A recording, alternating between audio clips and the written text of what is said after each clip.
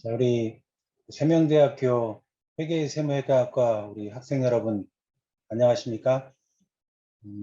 이번에 우리 특강을 진행하게 된그 서일대학교 세무회계학과에서 재직 중인 임대규라고 합니다.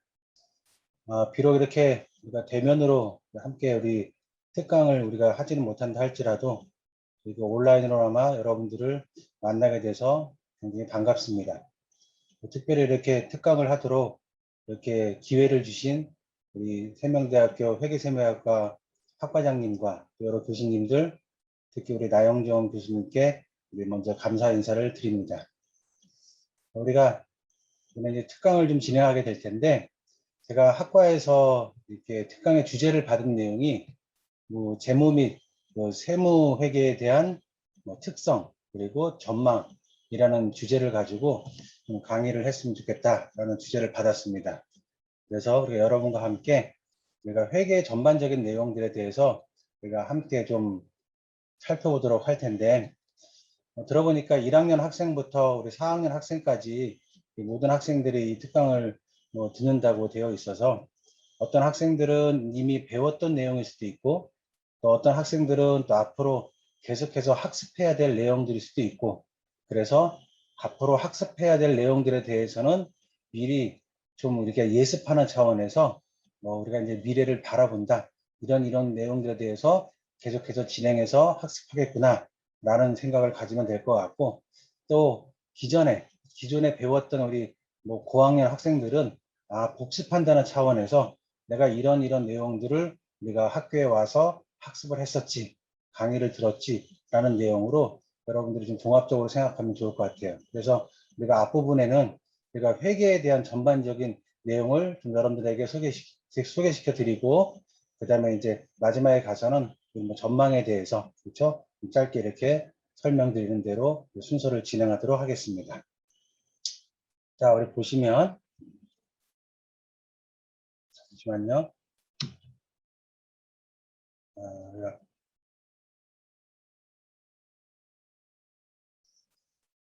자, 우리가 이제 조금 전에 말씀드렸듯이 우리 회계 및 세무 분야의 특성과 전망이라는 이제 주제를 가지고 좀 함께 살펴볼 텐데, 사실 저는 저희 학교에서 강의를 할 때 이 PPT 자료를 사용해서 강의를 하지 않아요. 강의를 하지 않기 때문에 오랜만에 이제 여러분들 강의를 하기 위해서 이 PPT 자료를 이렇게 준비를 했는데, 부족한 점도 많이 있을 테고, 그렇죠? 좀 아쉬운 점도 있을지 모르겠지만, 이렇게 좀 잘못된 부분이 또 있을 수도 있어요. 그렇지만 PPT 자료를 오랜만에 작성하다 보니까 그런 혹시 실수가 있다라고 하면 여러분들이 좀 깊이 이해하시고, 그렇죠? 양해해 주셨으면 좋겠다라는 좀 말씀을 먼저 드리고, 자, 우리 먼저 살펴보면 이제 목차로서 우리가 재무회계의 특성, 그 다음에 관리회계의 특성, 그 다음 세무회계의 특성, 마지막으로 회계 및 세무 분야의 전망에 대해서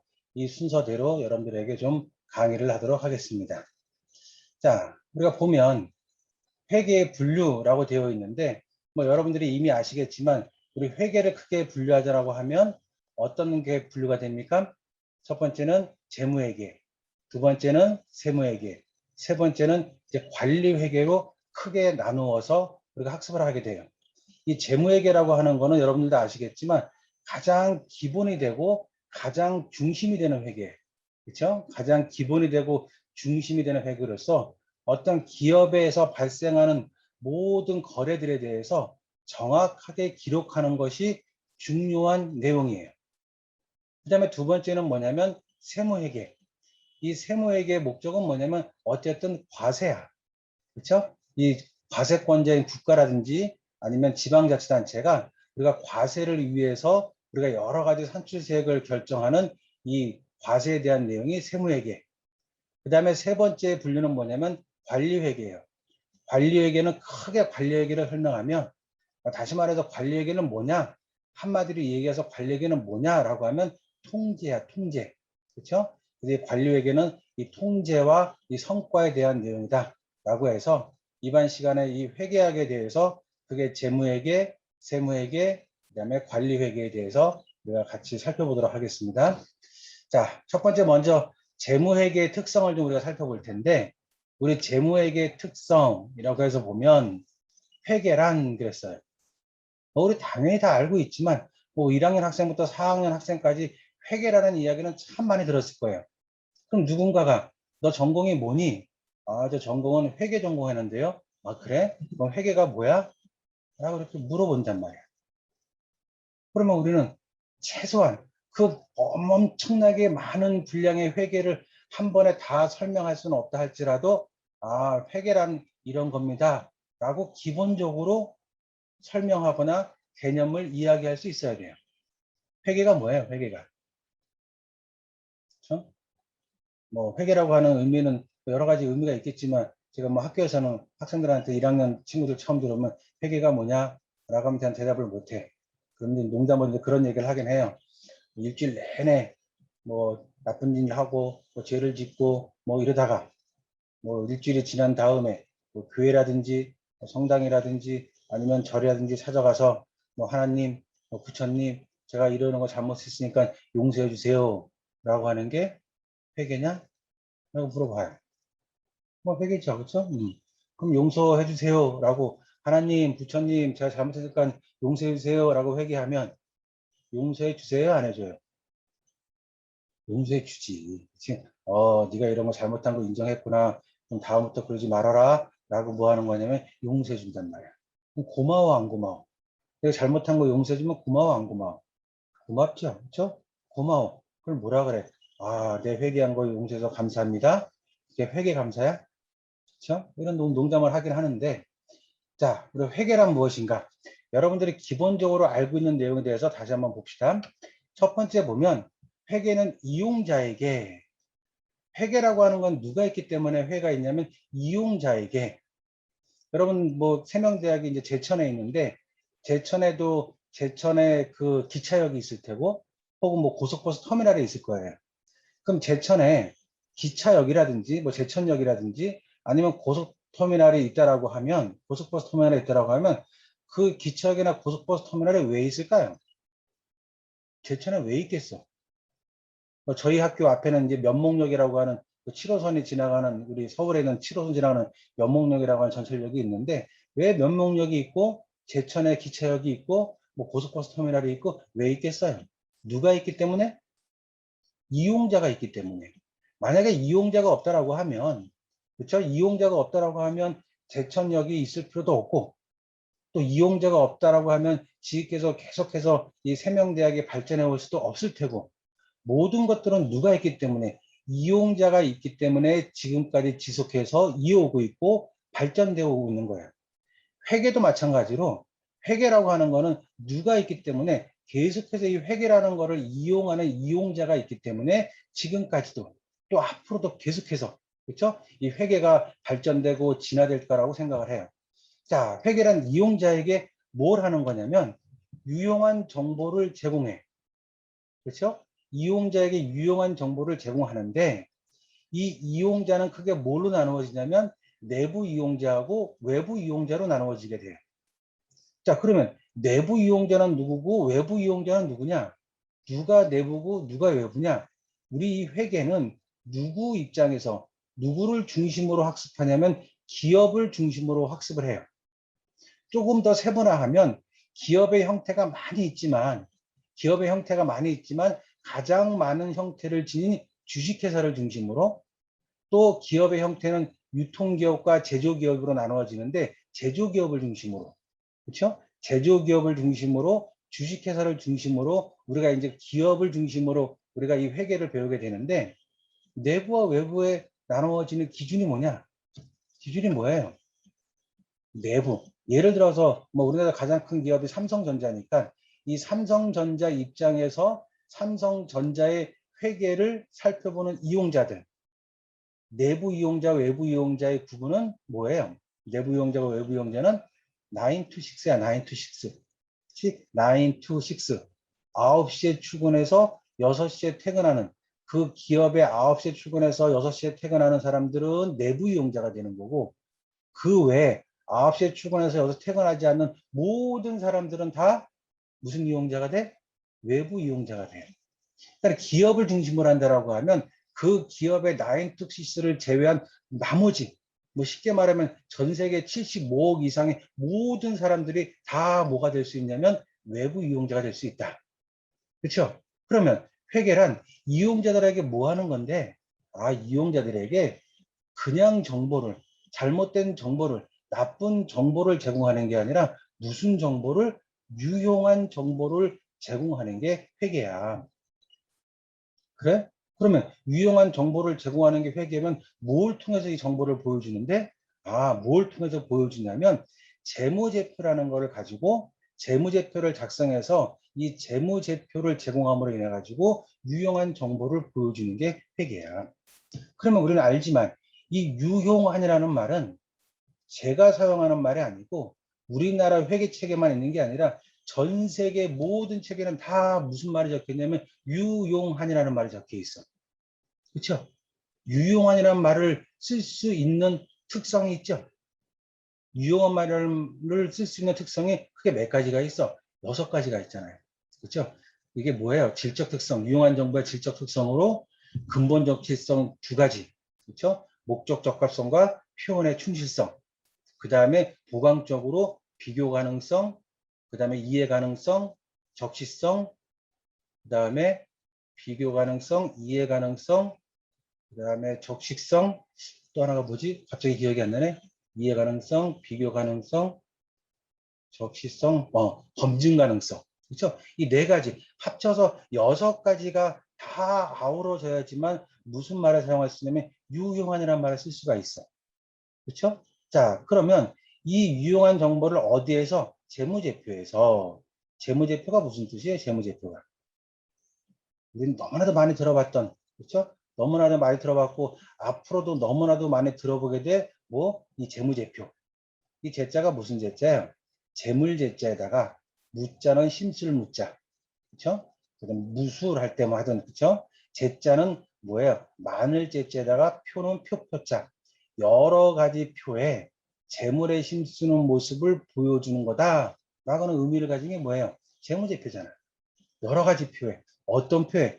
기업의 재무 상태를 보여주는 재무상태표, 그 다음에 경영성과를 보여주는 포괄손익계산서, 그 다음에 자본의 변동을 보여주는 자본변동표, 현금흐름표, 마지막에 비화폐성 정보를 기록하는 주석. 이 5가지에다가 여러 가지 표 5가지에다가 뭐예요? 작성해서 제공하는 게 뭐냐면 재무제표야. 그러니까 우리는 어떤 기업에 대한 정보를 보기 위해서는 옆에 있는 우리 친한 오빠 말 들으면 돼, 안 돼? 안 돼요. 누나 말 들으면 돼, 안 돼? 안 된다고. 옆집 아저씨 말도 안 되고 안 돼. 우리가 유용한 정보를 얻을 수 있는 곳은 뭐밖에 없냐면 재무제표밖에 없어. 그렇죠? 그러니까 우리가 앞으로 학습하게 되는, 지금 학습하고 있는 내용들이 어디에 다 포함되어 있는 거냐면 재무제표에 포함되어 있어. 내용이 굉장히 많은 것 같지만, 우리가 배울 게 굉장히 많은 것 같지만 뭐에 대해서 배우는 거냐면 재무제표야, 재무제표. 그렇죠? 재무제표를 배우는 거고, 또 재무제표도 내용이 많은 것 같지만 그 안에서 재무회계, 세무회계, 그 다음에 관리회계, 크게 3가지의 회계를 우리가 다 학습하면 되는구나 라고 여러분들이 생각하시면 돼요. 자, 그러면 이용자들에게 이런 유용한 정보를 제공하는데, 이런 유용한 정보를 제공하는 이유가 있겠죠. 그치? 유용한 정보를 제공하는 이유가 있을 거란 말이야. 그럼 이용자들에게 왜 이런 유용한 정보를 제공하느냐? 그들로 하여금 뭐 하라고? 합리적인 판단과 경제적인 의사결정. 그냥 한마디로 뭐 하라고? 의사결정하라고. 자, 네가 의사결정하는데 옆에 있는 사람 이야기 듣지 말고 유용한 정보가 담겨 있는 재무제표를 보고 의사결정해라. 자, 의사결정하기 위해서 우리가 뭐 하는 거냐면 재무제표를 작성해요. 그러니까 회계란 뭐냐? 이용자에게 유용한 정보를 제공해서 그들로 하여금 합리적인 판단과 경제적인 의사결정을 하도록. 그래서 이 기업의 경영자가 의사결정을 하는데 필요한 정보를 제공하는 것은 관리회계. 다시 말해서 관리회계는 내부 이용자가 이용하는 회계.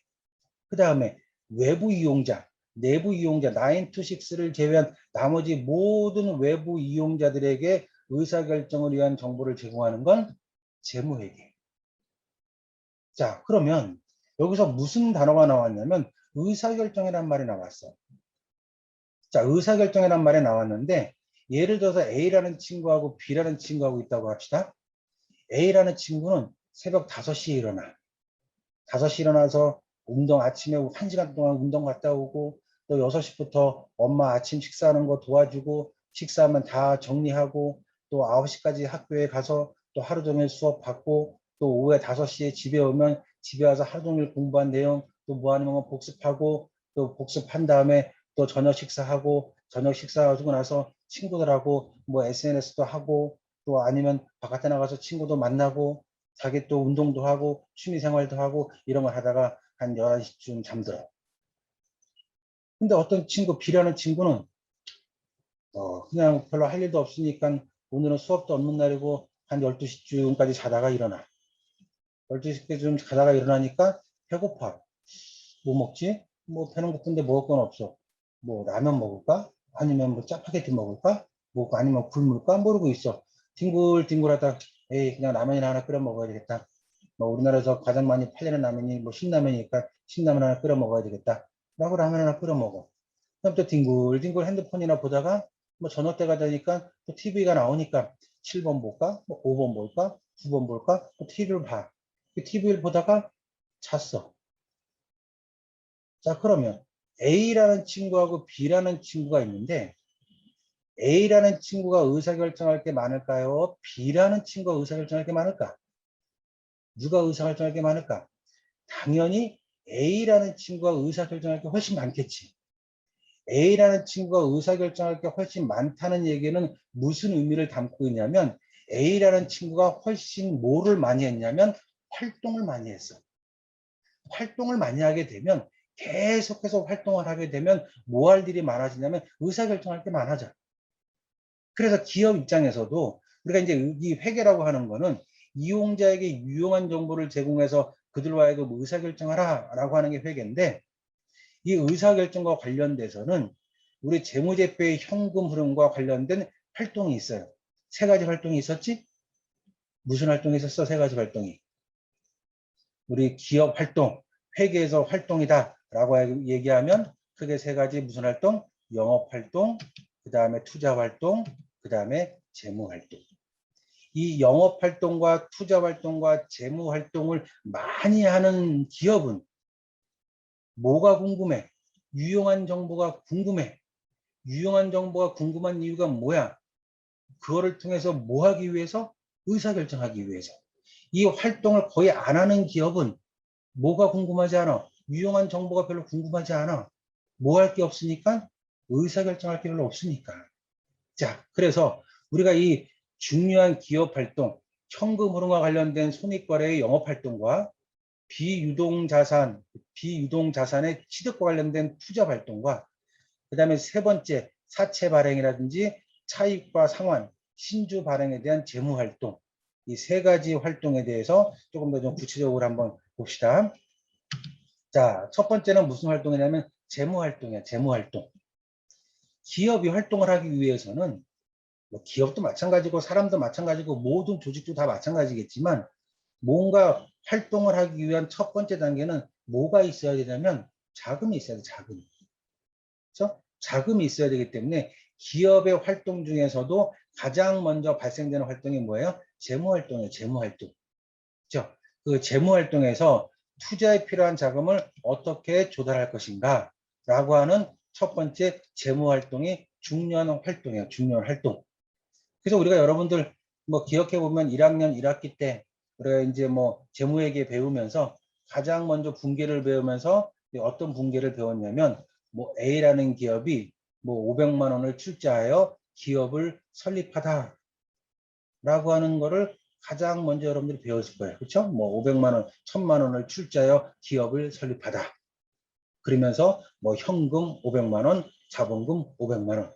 이게 가장 먼저 여러분들이 배웠을 거예요. 그래서 기업 입장에서 이 자본금과 관련돼서 자본 조달과 관련돼 가지고 우리가 가장 먼저 자금 조달이라고 하는 이 개념이 중요한 개념으로 인식돼요. 그렇죠? 그래서 가장 먼저 뭐가 생기냐면 이 자본, 자기 자본이라고 하는 그렇죠? 가장 먼저 기업이 가장 먼저 설립되면 뭐가 가장 먼저 생겨? 자본금이 가장 먼저 생기잖아. 그렇죠? 사람은 가장 먼저 사람이 아이가 생겼습니다. 그렇죠? 뭐 축하드립니다. 임신입니다. 우리 몸에서 가장 먼저 생기는 곳이 어디예요? 우리 몸에서 가장 먼저 생기는 곳이. 저도 그때를 생각하면 지금 좀 눈물 얼컥하는데, 그치? 이렇게 병원에 가가지고 탁 이렇게 뭐 하는 거냐, 뭐 검사를 하면서 탁 되니까 뭐가 이 심장 소리가 쿵쾅쿵쾅쿵쾅, 그쵸? 아무 얼굴도 손 발도 아무 형태도 없는 갓난아이가 그 문을 뛰고 있어. 심장이 쿵쾅쿵쾅 뛰면서 뭐 임신 5주 됐습니다. 가장 우리 몸에서 가장 먼저 생기는 게 뭐야? 심장이야, 심장. 그쵸? 그러면 평생을 다 열심히 살고 행복하게 살고 많은 것들을 이루고 뭐 누군가에게 도움을 많이 주고 평생을 살다가 마지막에 사망하셨습니다 라고 선고하는 순간은 뭐 할 때? 뭐 할 때? 심장이 멈출 때. 가장 먼저 생기는 것도 심장. 그쵸? 아이 생겼습니다. 축하드립니다. 임신입니다. 마지막에 사망하셨습니다. 그 순간도 뭐 심장. 우리는 심장이 중요하잖아. 심장이 하트로 표현을 하고, 그쵸? 하트로 표현하고, 심장이 우리한테 있어서는 굉장히 중요한, 우리 삶에 있어서는 어쩌면 가장 중요한, 그쵸? 기업도 마찬가지로 뭐냐면, 가장 먼저 생기는 게 자본. 마지막까지 있다가 사라지는 것도 자본. 그쵸? 자, 어쨌든, 다시 우리 재무활동으로 돌아와서 돈이 있어야 돼. 그러면 뭐 하는 거냐면, 타인 자본과 자기 자본을 통해서 뭘 하게 되냐면, 자금을 조달하게 돼. 자, 타인 자본은 우리가 알고 있는 부채를 타인 자본이라고 하고 우리가 알고 있는 자본을 자기 자본이라 그래요. 그렇죠? 자기 자본. 우리 보통 자기야 이렇게 부르잖아. 자기야. 자기라는 뜻은 무슨 뜻이에요? 자기야. 자기라는 건 트레줄러라고 하는 트레줄리라고 하는 뭐예요? 자기야라고 하는 건 보물이라는 뜻이잖아. 보물. 내 거. 보물. 가장 소중한 거. 그러니까 우리는 보통 아주 사랑하는 사람, 아주 좋은 사람한테 자기야 이렇게 부르는 게 넌 나의 보물이야. 트레줄리야. 그렇죠? 그래서 자기 거. 내 거, 누구 입장에서? 기업 입장에서. 다 알고 있으니까 뭐 더 확산돼서 나가지는 않겠지만 기업의 주인은 누구야? 주주잖아, 주주. 그렇죠? 자기 거야, 주주 거야. 뭐를 통해서? 주식 발행을 통해서. 주식 발행을 통해서 뭐 하냐면 자금을 조달해. 그렇죠? 또는 뭐를 통해서? 타인 자본. 내 건 아니지만 빌려오는 거야. 뭔가 은행에서 뭐 차입금을 해온다든지 아니면 내가 사채를 발행해 가지고 투자금을 모은다든지 타인 자본을 통해 가지고 우리가 사채 발행이나 차입금을 통해서 자금을 조달해. 이게 재무활동이야, 재무활동. 그렇죠? 자본 조달하는 결정하는 게 재무활동이야. 그럼 사장님이 예를 들어 가지고 차입금으로 한 3억을 빌려오고 주식을 발행해 가지고 한 2억을 이제 발행을 했대. 그럼 사장님은 얼마가 있냐면 5억이 있어. 드디어 재무활동을 하셨어. 사장님이 재무활동을 하셔가지고 5억이란 자금을 모았어. 그 5억이란 자금을 보면서 사장님은 기분이 좋아. 기분이 좋으면 아침에 출근해서 통장에 5억 들어와 있는 거 바라보고 야, 나 5억 있네. 그 다음에 하루 종일 통장 보다가 또 퇴근해가지고 그 다음날 또 아침에 와가지고 나 5억 있네. 또 하루 종일 통장만 보다가 또 퇴근하고 그러고 나서 나 5억 있네. 이러기 위해서 자금을 조달해 볼까? 만약에 그런 사장님이 있다면 뭐 그렇겠죠. 무슨 그치? 그렇단 말이야. 자, 사장님이 자금을 조달해 오는 이유는 결론에 가서는 뭐 하기 위한 거냐면 결론에 가서는 뭐 하는 거야? 이익을 창출하기 위해서 쉽게 말하면 돈 벌기 위해서 뭐해? 자금을 조달했고 와. 무슨 활동을 해? 재무 활동을 해. 그런데 돈을 벌기 위해서 이익을 창출하기 위해서는 반드시 무슨 활동을 걸쳐야 되냐면 무슨 활동을 거쳐야 되냐면 기억나세요? 두 번째 활동이 무슨 활동이 있어요? 두 번째 활동은 우리 무슨 활동이 있냐면 아까 말씀드렸고 투자 활동이죠. 투자 활동. 그렇죠? 투자 활동이 있단 말이야. 이 투자 활동이라고 하는 건 뭐냐면 내가 자금을 조달해온 내용을 가지고 내가 자금을 조달해온 걸 가지고 어디에 투자할 것인가 얼마만큼의 자금을 어떤 비유동자산에 투자할 것인가를 결정해야 돼. 이게 중요한 두 번째 의사결정이에요. 타인 자본과 자기 자본을 통해 가지고 자금을 조달받았어. 무슨 활동? 재무활동이야. 재무활동. 재무활동을 통해 가지고 자금을 조달받아서 내 통장에 5억이 있어. 그럼 야, 이 5억 갖고 내가 돈을 벌어야겠는데 어디에다가 투자를 해야 될까? 라고 하는 이 투자와 관련된 내용은 우리가 어디서 볼 수 있냐면 이 자산에서 볼 수 있어. 자산. 그러니까 사장님께서 이 비유동자산, 예를 들어서 사장님께서 뭐 컴퓨터를 산다, 자동차를 산다, 그렇죠? 토지를 산다, 건물을 산다, 이런 것들은 사장님께서 다 뭐 하는 거냐면 투자한다고 생각하는 거야. 예를 들어 가지고 어떤 직원이 올겨울에 올해는 겨울이 너무 빨리 와가지고 너무 추워요. 그리고 사무실이 너무 추워가지고 일하기 힘든 것 같은데 좀 이렇게 뭐 온풍기 좀 놔줬으면 좋겠어요. 라고 사장님한테 부탁을 해. 그럼 사장님이 알았어. 니네 그렇게 많이 춥고 일하기 힘드니 내가 온풍기 사줄게. 내 가족 같은 우리 직원들, 내가 정말 사랑하는 직원들을 위해서 내가 뭐 할게? 이 온풍기 하나 설치해 줄게. 또 예를 들어 가지고 사장님, 우리가 가뜩이나 이 코로나 시대에 이렇게 어렵게 우리가 생활하고 있고 어렵게 출퇴근하고 있는데 뭐 버스 타야 되고 전철 타야 되고 우리가 회사까지 오기 너무 힘드니까 통근버스 좀 운행해 주세요 라고 했단 말이야. 그럼 그러니? 아유, 내 가족 갖고 혹시 내가 사랑하는 우리 직원들 너무 힘든 걸 내가 몰랐었네. 그럼 버스 하나 운행해 줄게 라고 버스를 한 대 뭐 사가지고 운행을 했단 말이야. 그러면 사장님은 뭐 온풍기를 사주든지 아니면 뭐 통근버스를 예를 들어 가지고 운행을 한다라든지 직원들이 이뻐서 해줄까요? 아니면 투자한다고 생각할까요? 아유 이쁜데 가족 같은 우리 직원들 고생하는데 아니면 내가 이거를 투자해서 내가 온풍기 따뜻하게 해주면 얘네들이 열심히 일해가지고 돈 많이 벌어오겠지. 또 내가 통근버스를 내가 운행하면 아침 9시에 출근이지만 통근버스는 회사에 8시 반까지 도착하게 시간표를 짜야지. 퇴근은 6시지만 통근버스는 6시 반에 출발하는 걸로 시간표를 짜야지.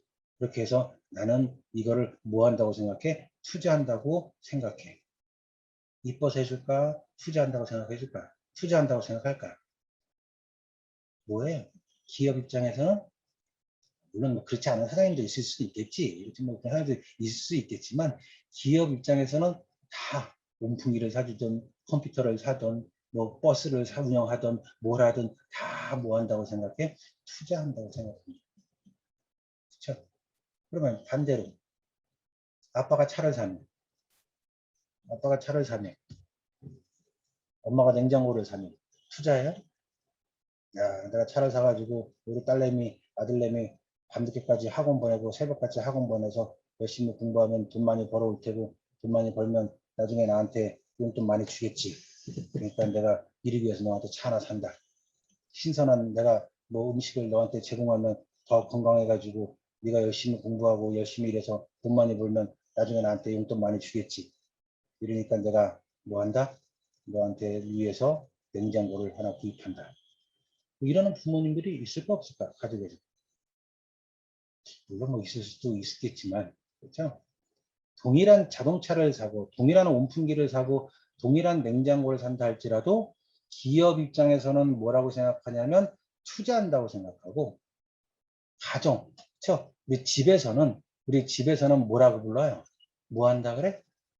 그냥 뭐 한다 그래? 소비한다 한답니다. 소비. 달라. 그렇죠? 그래서 기업은 어쨌든 간에 재무 활동을 통해 가지고 모은 자금을 조달받은 내용을 갖고 적절한 곳에 잘 투자하는 게 중요해. 적절한 곳, 이 자산에 잘 투자하게 되면 드디어 이 자산에 투자한 내용들이 타인 자본과 자기 자본 조달을 통해서 우리가 재무상태표에 자산에 투자하게 되면 다 이 과정에는 뭐가 필요해요? 의사결정이라는 게 필요하겠지. 그렇죠? 의사결정이라는 게 필요한단 말이야. 이 자산에 잘 투자하면 이 투자한 내용이 드디어 우리가 어디서 보여지냐면 단기 순이익에서 보여져.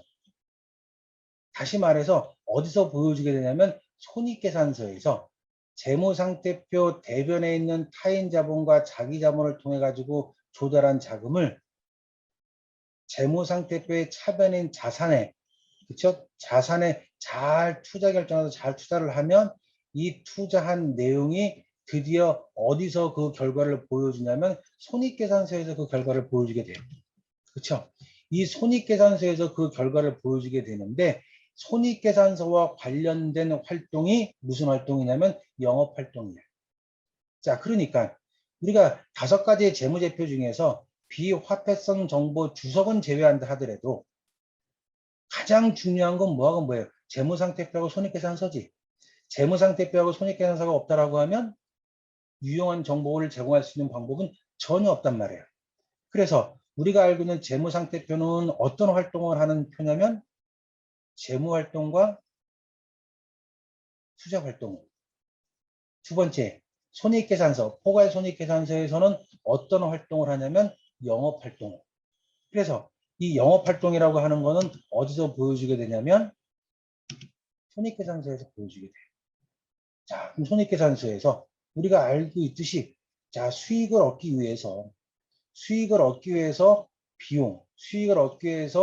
비용은 반드시 들어갈 수밖에 없어. 수익을 얻기 위해서 비용 들지 않고 수익을 얻을 수 있는 게 있을까요? 없을까요? 생각해보면 없을 것 같은데 뭐 로또에서 뭐 10억이 당첨됐어? 로또에 10억이 당첨돼도 뭐 1,000원인지 5,000원인지 뭔가 주고 사야지만 수익을 얻을 수 있잖아. 나쁜 짓? 도둑질? 도둑질도 그냥 가가지고 뭐 훔쳐놓은 사람들은 없잖아. 뭐 500원 주고 마스크도 하나 사고 뭐 500원 주고 뭐 장갑도 지문이 나올까 장갑도 하나 사고 뭐 모자도 쓰고 뭐 해가지고 뭐 그것도 들고 그게 아니라 할지라도 그렇죠? 우리가 생각해 보면 비용이 들지 않고 수익을 얻을 수 있는 거는 아무것도 없어. 이거 우리는 뭐라고 불러요? 우리는 뭐라 그래? 수익, 비용, 대응, 원칙. 그렇죠? 이걸 뭐라 그래? 수익, 비용, 대응 원칙이라고 하잖아요. 수익, 비용, 대응 원칙의 대표적인 예가 뭐예요? 매출하고 매출 원가.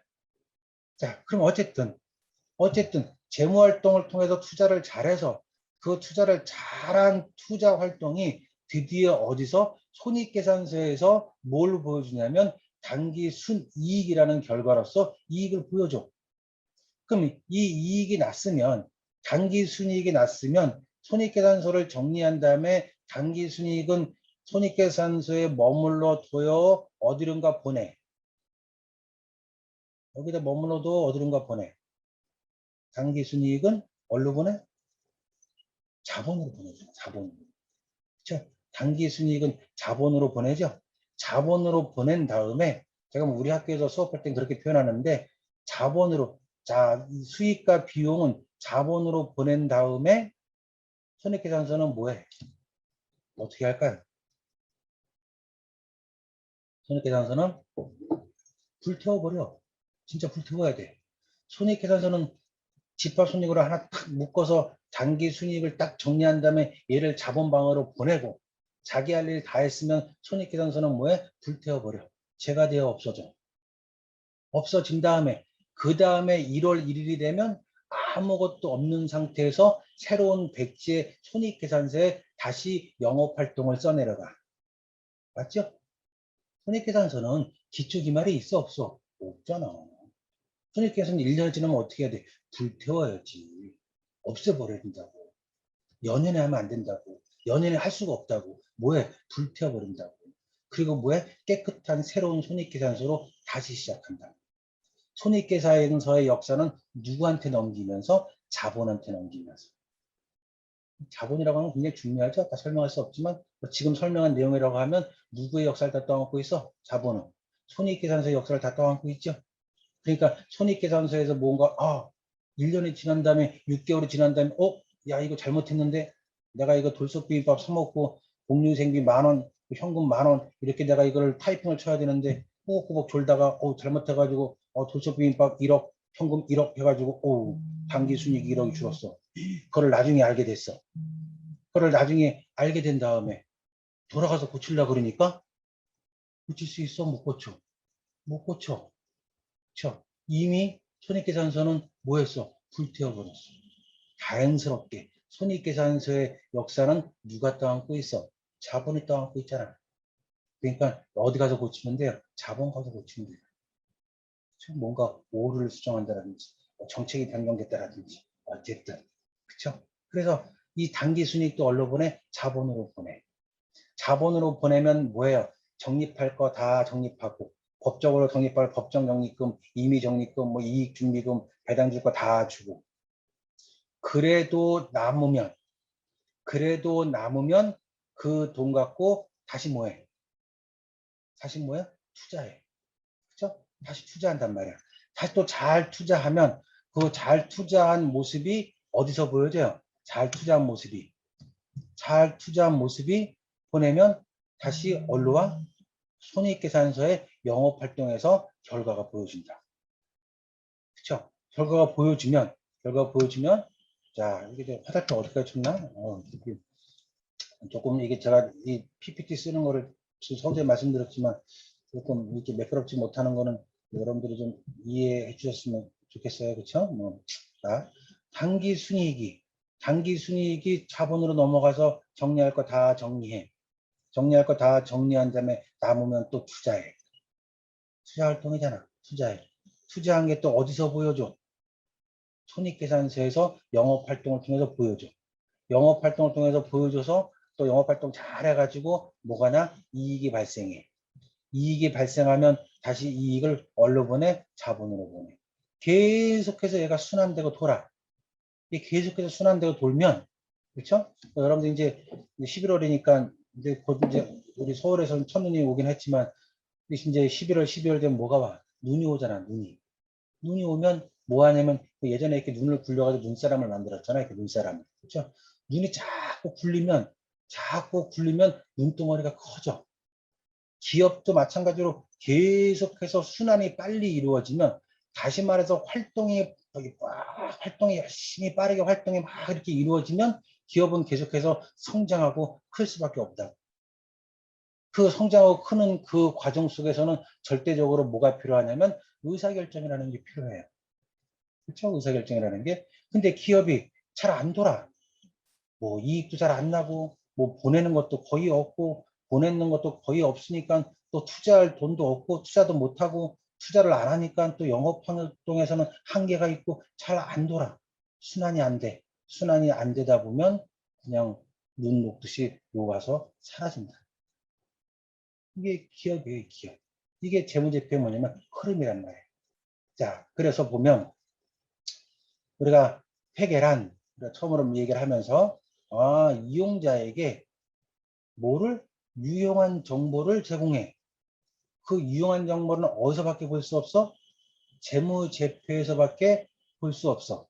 그러면 유용한 정보를 제공해서 그걸로 뭐 하라고? 그걸로 합리적인 판단과 경제적인 의사결정하라고. 자, 그러면 의사결정을 하기 위해서는 뭐가 많아야 돼요? 활동이 많아야 돼. 활동이 많아야 되는데 이 현금으로와 관련된 기업의 활동은 뭐가 있다 그랬어요? 자금을 조달해오는 재무활동, 투자를 결정하는 투자활동, 그게 결과를 보여주는 영업활동, 재무상태표와 손익계산서에서 이 세 가지 활동의 순환 과정을 볼 수 있고 이 순환 과정이 잘 이루어져야지만 기업은 계속해서 뭐 할 수 있다? 성장할 수 있다. 그렇죠? 자, 그 다음 두 번째는 이제 우리 뭐에 대한 거를 볼 거냐면 관리회계 입장에서 특성을 좀 간단하게 볼게요. 자, 관리회계. 앞에서 여러분들 잠깐 화면에 비친 거를 여러분들 이해하시는지 모르겠지만 관리회계라고 하면 관리회계를 한마디로 하면 뭐라 그래요? 통제야, 통제. 그렇죠?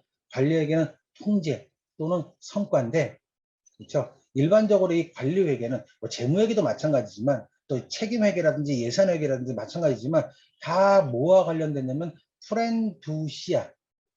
그렇죠? 모든 우리 인생도 그렇고 회계도 그렇고 모든 것도 그렇고 다 뭐냐면 프렌두시에 계획하고 실행하고 그 다음에 뭔가 피드백을 한다라든지 보상을 한다라든지 뭐 책임이 주어진다라든지 이 프렌두시의 과정을 다 거쳐. 이 관리회계 입장에서의 중요한 거는 뭐냐면 의사결정이야, 의사결정. 그렇죠? 의사결정이어서 첫 번째 우리가 앞에 얘기했던 어떤 거에 대한 의사결정? 우리 자본 조달과 관련된 의사결정. 그렇죠? 자본 조달과 관련된 우리 의사결정. 그 다음에 두 번째는 뭐에 대한 것? 투자 결정과 관련된 의사결정. 그래서 자본 조달과 관련된 의사결정에서 보면 투자에 필요한 자금의 조달을 어떻게 결정할 것인가? 타인 자본을 가용해서 조달할 것인가? 자기 자본을 통해서 조달할 것인가? 어떤 규모가 어떤 방법으로 조달하는 게 우리 기업에 더 유리한가? 이런 것들을 뭐에 되면 결정한단 말이에요. 그렇죠?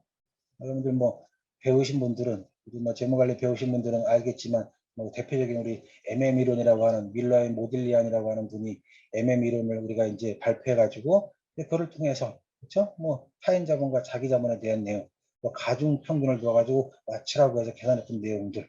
이게 뭐 하는 거냐면 자본 조달과 관련된 의사결정. 두 번째는 뭐에 대한 의사결정?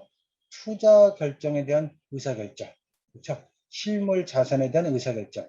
자산 규모 및 구성을 어떻게 할 것인가?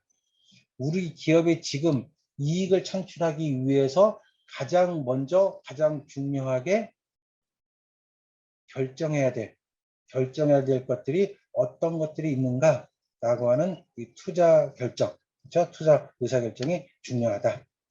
세 번째는 이제 뭐에 대한 거예요? 이익 창출. 첫 번째는 재무활동, 의사결정, 관리회계도 보면 통제나 의사결정과 관련이 있는데 그것도 크게 나눈다라고 하면 다 뭐에 대한 거냐면 재무활동, 그 다음에 투자활동, 세 번째는 영업활동. 그래서 이익 창출과 관련된 의사결정, 그렇죠? 영업 프로세스를 결정하는 이익 창출과 관련된 우리 결정.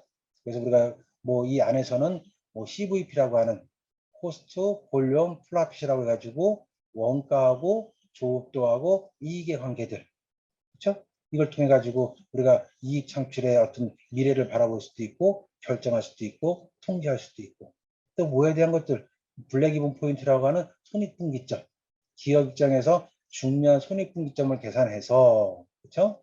뭐 이 안에는 공원이익이라고 하는 중요한 개념이 포함되어 있지만 그렇죠? 이런 것들을 작성하고 계산해보고 계획하고 결정하고 이런 것들 또 그 다음에 원가 분석 관련된 것들 이런 것들이 다 뭐냐면 관리회계 입장에서 기본이 되는 건 재무회계 입장의 세 가지 활동이지만 각각 그 활동들에 대해서 하나하나 뭐 하는 거냐면 의사결정하는 거, 계획하는 거, 통제하는 거. 그렇죠? 이런 것들이 굉장히 중요한 관리회계의 내용들이다. 라고 여러분들이 뭐 이해하시면 될 것 같고. 자, 그러면 그렇다라고 하면 우리가 이 관리회계 입장에서 우리가 자본 예산과 자본 비용이라고 하는 또 개념이 하나가 들어오는데, 그렇죠? 뭐냐면 재무 활동을 통해 가지고 타인 자본이라든지 자기 자본을 통해 가지고 자금을 조달한다 그랬어. 이 자금을 조달하기 위해서는 돈 좀 빌려주세요. 뭐 주식 발행했으니까 우리 주식 좀 사줘. 그렇죠? 이런 자금을 조달하기 위해서는 뭐가 들어갈 수밖에 없냐면 자본 비용이 들어갈 수밖에 없어요. 그렇죠? 자본 비용. 뭐 대표적으로 타인 자본에 대한 건 이자 비용, 차입금이나 혹은 사채 발행을 통해서 발생되는 이자 비용. 아니면 우리가 주식을 통해서 뭐 주식은 크게 보통주하고 우성주로 나눠지는데 뭐 그 이외에도 뭐 참가적, 비참가적, 누적적, 비누적적 등등 여러 종류로서 주식이 나눠지는데 우리 대표적으로 보통주와 우선주에 대한 뭐 배당 이런 것들이 뭐 하는 거냐면 자본 비용으로 들어가. 그러니까 이거를 어떻게 계산할 것인가, 얼마가 될 것인가가 굉장히 중요해요. 그러면 뭐에 대비해서? 자본 예산에 비해서. 쉽게 말하면 내가 미래에 얼마 벌 것 같은데 미래에 얼마 벌기 위해서는 내가 지금 비용이 얼마가 들어가야 돼 라는 것들이 계산되어져야 된다. 그렇지 않겠어요? 단순하게 돈을 빌려오는 게 아니고 뭐 예를 들자면 뭐 이거하고 정확하게 맞는 예인지 모르겠지만 예를 들어가지고 은행에서 10억을 빌려왔대. 10억을 빌려왔는데 10억 중에 이자가 2억이래.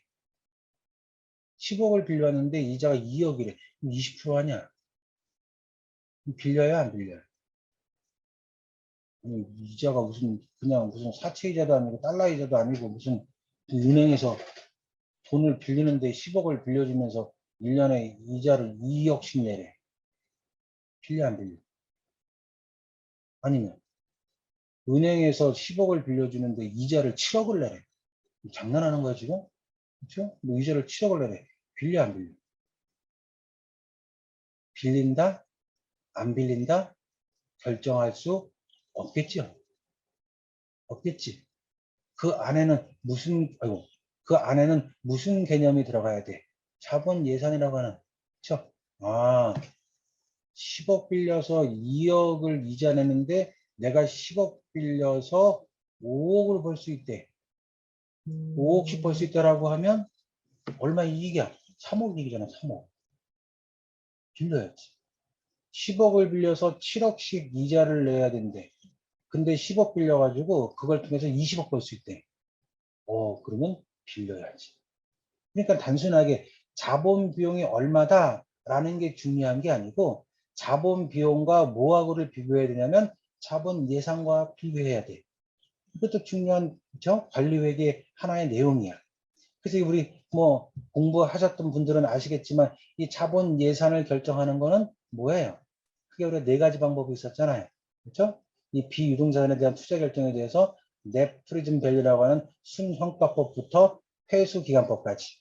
그래서 순형가법과 내부 수익률법이라고 하는 이 두 가지는 뭐가 반영됐고 화폐의 시간적 가치가 반영된 결정 방법이고 회계 이익률법과 회수기간법은 화폐의 기간, 그렇죠? 화폐 가치가 적용되지 않은 방법이고.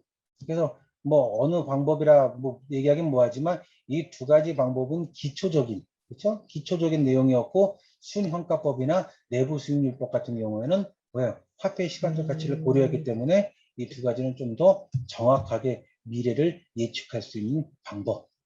이런 것들도 여러분들이 관리회계 시간에 다 배우게 됩니다. 이 화폐의 시간적 가치라고 하는 건 중요해요, 안 중요해요? 중요해. 그렇죠?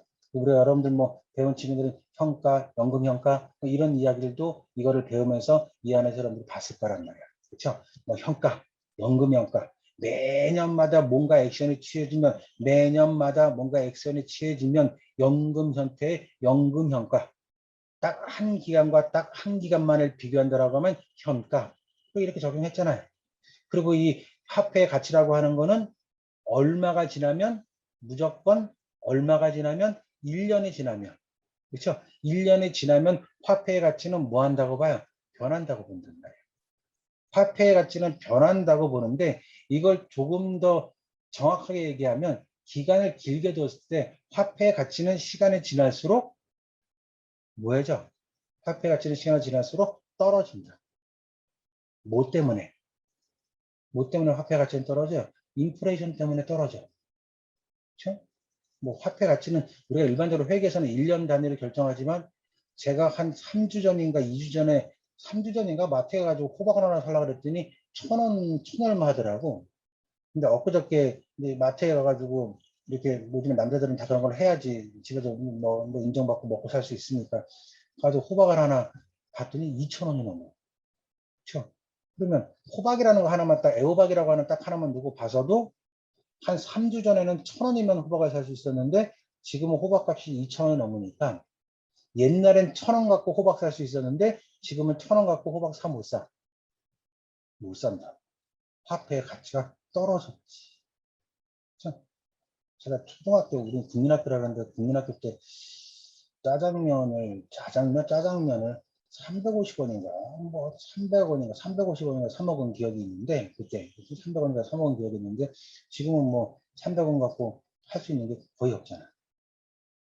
근데 궁정이 그래도 뭐 유통이 안 돼가지고 한국은행에서 굉장히 이제 에러가 많다라고 하는데 10원짜리 하나 만드는데 50원 든다나 그러면 하는데 어쨌든 이 화폐의 시간적 가치를 고려해서 우리가 자본 예산과 자본 비용을 비교해서 뭐가 더 크면 자본 예산이 더 크면 그럼을 통해 가지고 우리 기업에서 이익 창출할 수 있는데 중요한 역할을 한다라고 하면 뭐 할 수 있어요? 긍정적으로 의사결정할 수 있겠지. 그래서 이 자본 예산과 자본 비용도 어디에 들어가는 관리회계에 들어가는 중요한 내용 중에 하나다. 자, 그러면 또 관리회계를 조금 더 세분화하면 아주 중요한 뭐가 있어요? 원가회계가 있다. 그렇죠? 관리회계를 조금 더 확산하면 뭐 관리회계 입장에서는 관리회계도 있고 원가회계도 있고 재무관리도 있고 뭐 재무분석도 있고 여러 가지 과목들이 있지만 우리가 관리회계, 뭐 재무관리, 원가회계, 우리 원가회계에 대해서도 우리 좀 더 잠깐 살펴봅시다. 자, 우리 원가회계는 이제 관리회계에 속하는 원가회계는 뭐 여러분들 발생 형태 우리 큰 3요소 다 알고 있듯이 재료원가, 노무원가, 그 다음에 제조 경비로 나누어져요. 그렇죠? 재료비도 물론 직접 재료비하고 간접 재료비, 노무비도 직접 노무비, 간접 노무비, 그 다음에 경비도 직접 경비, 간접 경비. 다 이 3요소가 직접과 간접을 포함하고 있다고. 그래서 이 직접과 간접에 대한 관련성을 보니까 뭐라고 되어 있냐면 직접은 추적이 가능하고 뭐 간접은 추적이 어려울 경우에 직접 간접으로 나눈다. 추적의 유무에 따라서 나누어진다. 원가액의 전체를 다 설명할 수는 없겠지만 흐름을 좀 말씀드리면 그래서 우리가 일반적으로 6가지로 그렇죠? 직접 재료, 간접 재료, 직접 노무, 간접 노무 6가지로 나누어지니까 이거를 너무 세분화되어 있어서 우린 일반적으로 직접 재료비, 직접 노무비, 나머지 간접 재료비, 간접 노무비, 간접 경비, 직접 경비를 합친 총 6개 중에서 4가지를 합쳐서는 그냥 우리가 제조간접비다 라고 부르는 거 여러분들이 아실 거란 말이야. 어쨌든 이 원가에게는 이 3요소로 출발을 하고 그 다음에 추적이 유무에 따라서 직접과 간접비로 나누고 그 다음에 수익 비용 대응에 의해서 제품 원가냐 기관 원가로 분류되고 그렇죠? 기관 원가 1월 1일부터 1월 31일까지 그 기간 동안 발생한 원가 한 제품을 생산하는데 예를 들어서 1월 10일부터 3월 20일까지 한 제품이 생산된다고 하면 그 제품에 들어간 제품 원가로도 구분하고 또 뭐 자산 관련성이라고 하면 소멸되지 않은 미소멸 원가와 뭐 소멸돼서 사라지는 소멸 원가 조금 이따 조금 이걸 말씀을 드리겠지만 소멸 원가 또 원가 형태를 보면 뭐 변동비, 고정비, 중변동비, 중고정비 통제로선 통제 가능 원가, 통제 불가능 원가 어쨌든 원가액의 기본적인 용어들을 보면 이런 내용들을 통해서 기업이 뭐를 하냐면 원가를 계산해요. 이 원가 계산은 굉장히 중요해. 왜 그러냐? 초반에 제가 말씀드릴 때 뭐라고 얘기했냐면 우리가 공부하는 학습하는 기업은 주식회사를 중심으로 또 뭔가를 생산해내는 제조기업을 중심으로 배우기 때문에 원가 회계는 굉장히 중요해. 그것뿐만이 아니고 여러분들이 여러 자격증 시험에 반드시 뭐가 들어가요? 원가 회계는 다 들어가잖아. 그래서 때로 저희 학교 학생들만 그런지 모르겠지만 또 원가 회계에 대해서 좀 어렵게 느끼는 학생들도 뭐 좀 있는 것 같고. 그렇죠? 자, 그래서 이 원가 회계를 간단하게 좀 보면 자, 우리가 이 원가 회계는 요소별로 재료비, 노무비, 경비라고 하는 이 요소별로 투입된 3가지 이제 원가가 있어요. 3가지 원가가 있다가 뭐 쉽게 말하면 뭐 예를 들어 가지고 빵을 만드는 뭐 공장이라고 하면 3가지 요소가 있다가 아 오늘 빵 좀 만들어야 돼. 요즘 빵 좀 만들어야 되겠네. 해가지고 이 빵 만드는 제빵사가 창고에 가서 불을 탁 켜고 밀가루를 붓 뜯는 순간 오늘 빵 반죽해서 만들어야지 해가지고 창고에 문을 열고 불을 딱 전등을 켜고 밀가루를 붓 뜯는 순간 얘는 뭘로 바뀌어요? 밀가루 얘가 이 제빵사가 들어가서 불을 전력을 탁 켜고 뭐 하는 순간 밀가루를 딱 뜯는 순간 얘는 이제 뭘로 옮겨가요? 제공품으로 옮겨가잖아. 그렇죠? 남아 그냥 있다가 있는 상태에서 창고에 들어가서 불을 탁 켜고 밀가루를 붓 뜯는 순간 재료비도 노무비도 불을 켜는 경비도 다 이제 뭘로 바뀌냐면 제공품으로 바뀌어. 제공품으로 바뀌어서 제공품에서 많은 시간을 할애한 다음에 드디어 얘가 뭘로 가요? 제품으로 간단 말이에요. 그렇죠? 그래서 우리가 보통 여기는 재료 노무 경비는 요소별, 뭐 제공품에 대한 거는 부문별, 뭐 제품에 대해서는 제품별이라고 나누는데 이렇게 해가지고 다 만들어지면 제품으로 가게 돼. 자, 그러면 이거를 굳이 세 개로 나누면 가장 복잡하고 가장 시간이 많이 걸리는 게 뭘까요? 처음 뭐 재료 사왔을 때, 사람이 대기하고 있을 때, 그렇죠? 처음 요소별로 있을 때가 가장 복잡하고 길까? 뭔가를 만드는 과정이 복잡하고 길까? 다 만들어진 게 복잡할까? 당연히 어느 과정이 가장 복잡해요? 이 제공품이라고 하는 과정이 가장 복잡하지. 중간에 뭐 하고 있는 동안, 얘를 원가회계 입장에서는 제공품이라고 표현하고, 뭐 회계 전체라고 보면, 아니면 우리의 삶이라고 보면 태어나는 순간, 내가 평생을 살아가는 순간, 내가 삶을 다 산 순간, 또 다른 뭐 예를 들어서 유형자산이라고 보면 뭔가를 취득하는 순간, 내가 보유하고 있는 순간, 제거하는 순간. 우리가 회계 흐름을 쭉 살펴보면 언제가 가장 복잡해? 보유하고 있는 동안에 할 게 제일 많아. 뭔가를 뭐 건물을 취득하는 순간도 복잡할지 모르지만 내가 건물을 10년, 20년, 30년 보유하고 있으면서 감가상각도 해야 되고 세금도 내야 되고 자본도 지출돼야 되고 수익적 지출도 해야 되고 등등등등등등. 그렇죠? 원가도 이 과정이 가장 복잡해. 이 과정이 가장 복잡하니까 이 제공품의 과정에서 원가 회계의 꽃이라고 하는 배분이라는 개념이 여기에 포함된다. 배분이라고 하는 과정이 포함돼서 여러분들이 또 원가회계를 또 배우실 분들, 또 앞으로 배우신 분들은 그 과정을 여러분들이 머릿속으로 잘 이렇게 생각해 보시면, 그렇죠? 배분이라는 과정이 가장 중요한 부분이 되고, 배분이란 말을 나오면 무조건 몇 단계? 4단계 기억하면 되잖아. 배분. 그렇죠? 배부할 금액. 배부할 금액이 얼마냐? 배부 기준. 뭘 기준으로 할 거냐? 배부율. 그 배부율이 나오면 배부될 금액. 계산한 이 4단계. 그렇죠? 제공품. 원가에서 제공품. 제일 중요한 건 배분이구나. 배분이란 말을 하면 무조건 네 가지. 얼마를 배분할 건데 배부할 금액. 기준은 뭔데? 배부 기준. 배부율, 배부될 금액, 그렇죠? 그래서 제품이 판매되면, 제품이 만들어지면 얘가 뭐가 되냐면 판매되는 경우가 있고, 그 다음 뭐가 되는 거 있어요? 판매되지 않고 남아있는 경우가 있어. 그래서 판매되지 않고 남아있는 경우를 우린 뭐야? 원가가 아직 소멸되지 않았으니까 미소멸 원가다라고 부르고, 판매돼 나가면 드디어 원가가 인식되니까 소멸 원가다라고 해가지고 이 제품의 판매에서는 이제 미소멸 원가와 소멸 원가에 대한 개념이 여기에 포함되겠죠. 그렇죠?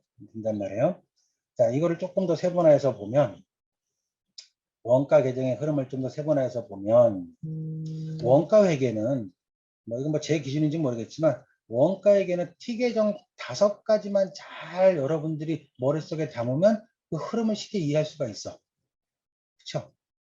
뭐 여러분들은 우리가 이 비대면으로 온라인으로 제가 특강을 하기 때문에 뭐 여쭤볼 수는 없겠지만 그냥 혹시 이거를 보시면서 스스로 답을 한번 해보시면 여러분들이 가장 좋아하는 영어 알파벳이 뭐예요? 여러분들이 어떤 친구는 A, 어떤 친구는 B, 뭐 어떤 친구는 S 이렇게 뭐 대답을 할 수 있을 텐데 여러분들이 가장 좋아하는 알파벳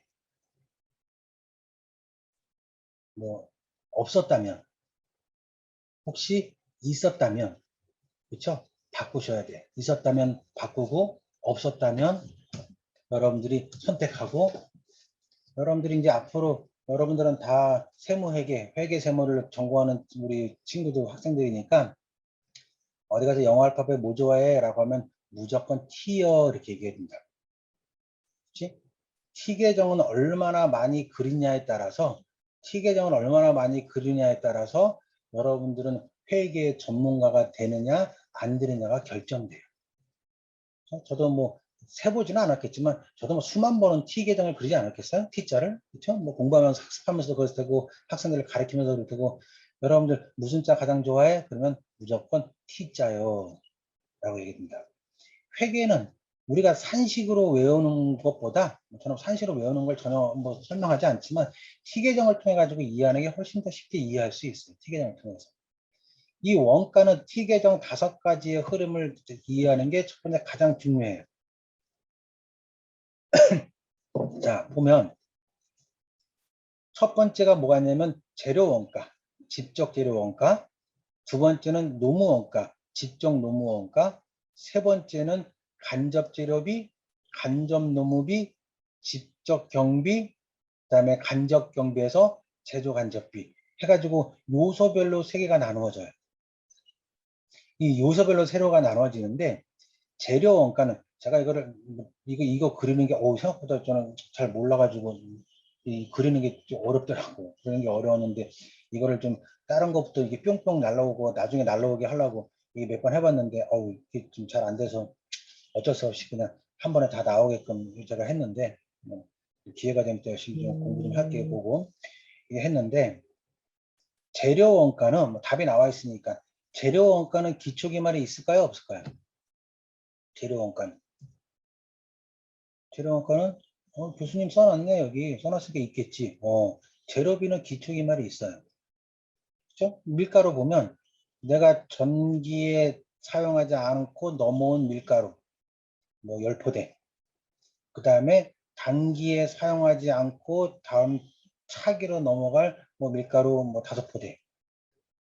재료 원가는 원재료는 뭐가 있냐면 기초기말이 있어. 그렇죠? 노무원가는 노무원가는 기초기말이 있을까요? 없을까요? 나와 있잖아요. 그렇게 얘기하지 마시고 당연히 다 아시겠지만 노무비는 기초기말이 없어. 노무비가 기초기말이 있으면 좀 이상하겠죠. 그렇죠? 뭐 예를 들어 가지고 현대자동차에서 뭐 자동차를 만들다가 12월 30일이 돼서 딱 일을 마무리하고 그 시점으로 제공품을 계산해야 되는데 뭐 아니면 그렇죠? 뭐 기초기말을 계산해야 되는데 사람들이 가만 서 있어? 가만 서 있다가 어디 대기하고 있어? 대기하고 있다가 1월 1일 날 너 나와 이래. 그럼 2명 나와, 3명 나와. 이렇게 대기하고 있다가 나와? 투입돼? 아니잖아. 다 끝났으니까 대기하고 있어. 기다려. 아니란 말이야. 당연히 뭐는 노무 원가는 뭐가 없어요. 기초하고 기말이 없지. 최소 간접 원가는 말할 것도 없죠. 그리고 보통 제조 간접 원가 그러면 그냥 쉽게 전기세, 수도료 뭐 이런 거 그렇죠? 쉬운 뭐 전기료 하나만 생각하고 그걸로 적용해 라고 보통 얘기하는데 전기료, 전기도 대기하고 있다가 주인님 불러주세요. 내가 나갈게요. 기초기말이 없다. 수도도 마찬가지고 그 외 여러 가지 모든 것들이 다 제조 간접비에 포함되는데 없다. 없어. 그 다음에 제공품이라고 하는 거는 여러분들이 알고 있는 제공품이라고 하는 건 기초기말이 있어요? 없어요? 있지 당연히. 그렇죠? 넘어온 거, 만들다 만 거. 제품도 당연히 뭐가 있어요? 기초 기말이 있지. T계정 5가지 중에서 뭐는 노무원가와 제조간접 원가를 제외한 나머지 3개는 뭐가 있어? 기초 기말이 있단 말이야. 알고 있어요. 당연히 3개만 기초 기말이 있으니까 이 3개만 어디에 들어가? 어디에 들어가요? 3개만. 재무, 상태표. 재무, 상태표에 어디에 들어가? 재고 자산. 재고 자산에는 뭐가 있어? 원재료, 제공품, 제품. 뭐가 있기 때문에. 교수님, 왜 재고 자산에는 원재료, 제공품, 제품만 들어가고 노무원가나 제조간접원가는 안 들어가요? 왜 안 들어가? 재무 상태표에 들어가려면 뭐가 있어야 돼요? 기초기말이 있어야 되잖아. 기초기말이 없으면 재무상태표 못 들어가. 재무상태표 들어갈 수가 없다고. 기초기말이 있어야 재무상태표에 들어갈 수 있다고. 재무상태표 안에 어디에? 재고자산에 들어갈 수 있다고. 그러니까 기초기말이 있는 얘네 3개만 어디에? 재고자산에 포함되겠지. 자, 그래서 어쨌든 이쪽 일반적으로 T계정의 차별은 다 뭐냐면 가능성이야. 가능성. 그쵸? 뭐 기초 100원에다가 매입을 400개 했대. 100개에다 400개 했으면 500개가 드디어 뭔가 만들기 위해서 제공품으로 넘어갈 가능성이야. 그렇죠? 뭐 숫자적으로는 자세히 적진 않았지만 가능성 애들이에요. 어쨌든 가능성 애들이어서 재료비에 대한 게 이 재료비 네모, 좀 이렇게 물룩물룩한 네모가 드디어 밀가루를 붓 뜯는 순간 제공품으로 넘어가. 내가 물가루를 붓 뜯는 순간 노무비, 그쵸? 노무원가도 제공품으로 넘어가. 불을 탁 켜는 순간도 제공품으로 넘어가. 네모가, 그쵸? 요소별의 네모가 얼려 들어가. 제공품의 기초 밑으로 들어가서 하나를 구성하게 된다고. 그쵸? 하나를 구성하게 돼.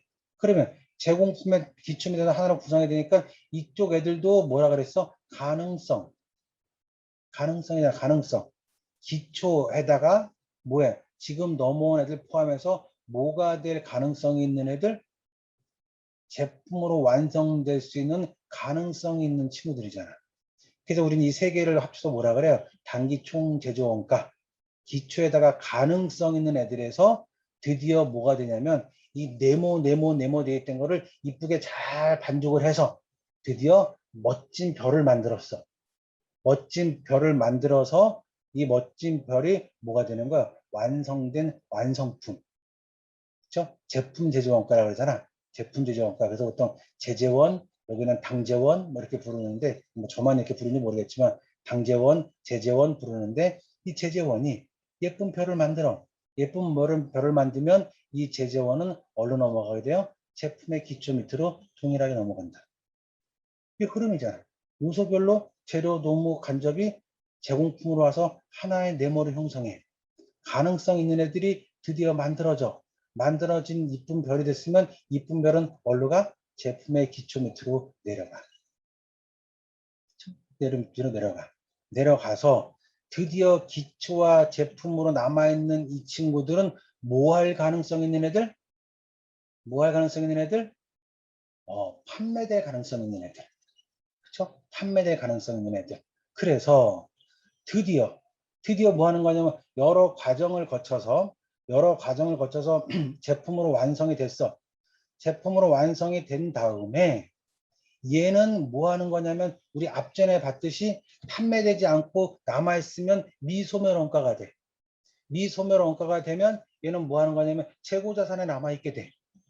기업 입장에서 재고자산이 많으면 좋아요, 안 좋아요?